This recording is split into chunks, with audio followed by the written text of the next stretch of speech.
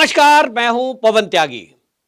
कपिल सिब्बल ने किरण रिजिजू जो कि कानून मंत्री हैं उनके ऊपर टिप्पणी की है और उन्होंने कहा है कि जो मंत्री जी ने सुप्रीम कोर्ट के बारे में कहा है वो सहन नहीं होगा। सवाल यह है कि कपिल सिब्बल कौन है।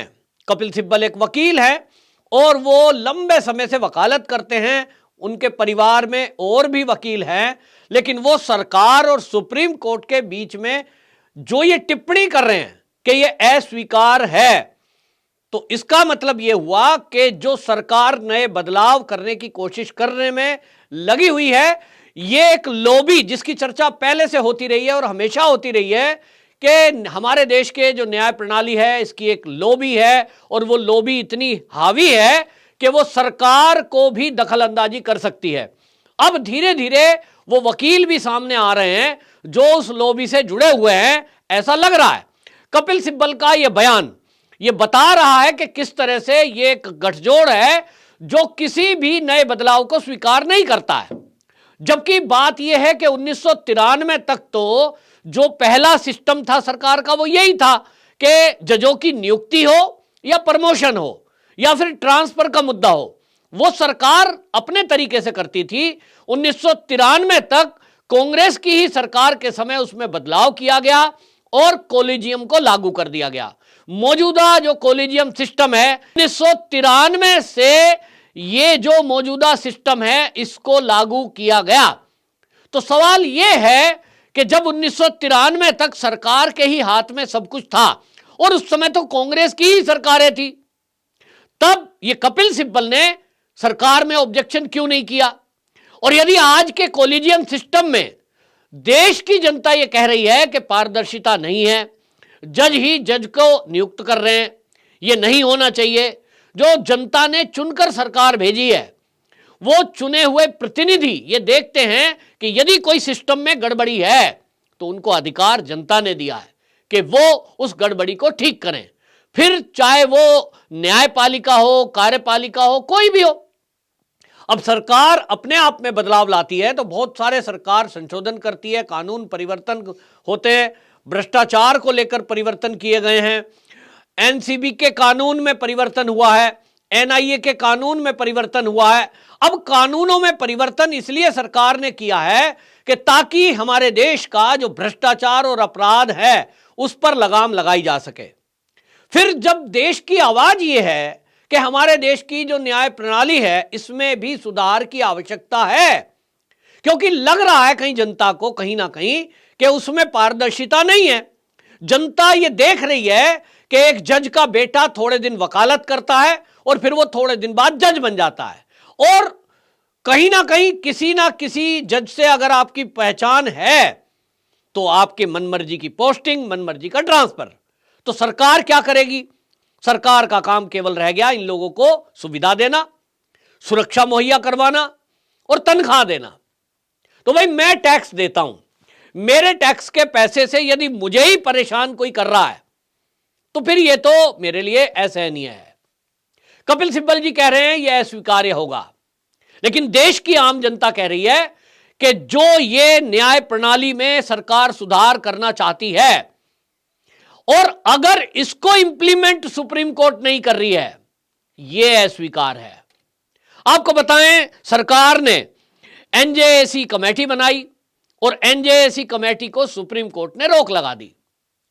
तो इसमें सरकार ने तो उसे स्वीकार कर लिया, लेकिन देश की जनता में आक्रोश फैला कि भाई जब सरकार और चुने हुए प्रतिनिधि यदि इस पारदर्शिता लाना चाहते हैं कॉलेजियम सिस्टम में, तब क्यों नहीं उसको इंप्लीमेंट होने दिया जा रहा। सरकार के लिए हुए फैसले को एक कोई भी सिस्टम हमारे देश का, चाहे वो सुप्रीम कोर्ट ही क्यों ना हो, वो कैसे रोक लगा सकता है।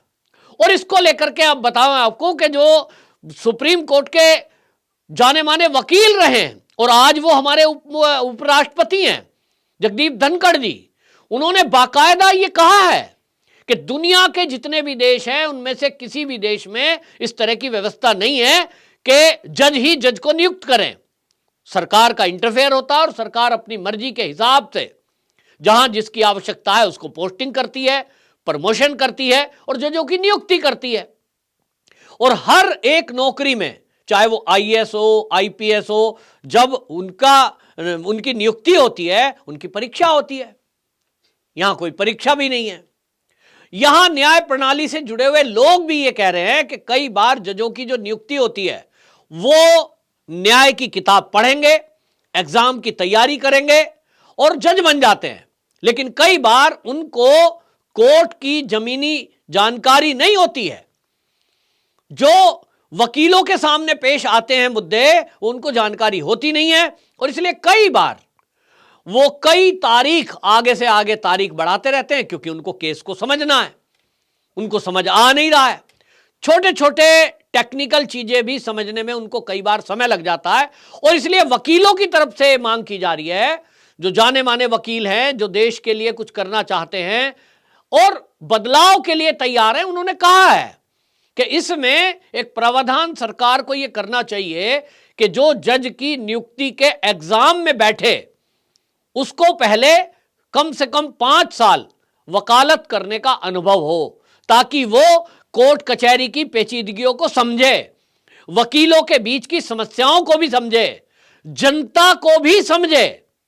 5 साल अगर वो किसी अदालत में वकालत करेगा तो उसको अपराध कैसे होता है, अपराधी कैसे होते हैं, कैसे सारा सिस्टम समझने में आसानी रहेगी और 5 साल एक्सपीरियंस के साथ जब वो जज बनेगा तो निश्चित जानिए कि उसको कोई वकील भी कानूनी पेचीदगियों में उलझाकर तारीख पे तारीख के लिए तो कम से कम नहीं भटका सकता।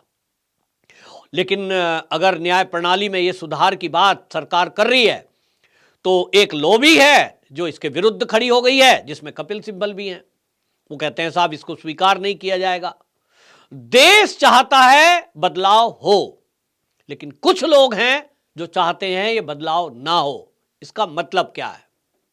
क्या इसका मतलब यह समझा जाए कि अब तक जो चलता आ रहा था कि भाई आपने थोड़े दिन वकालत कर ली, आपकी जज से जान पहचान है, अब देखिए फिर वो कोलिजियम में उसी का नाम डाल देंगे, तो मैं तेरा बेटा चुन देता हूं, तू मेरा बेटा चुन देना।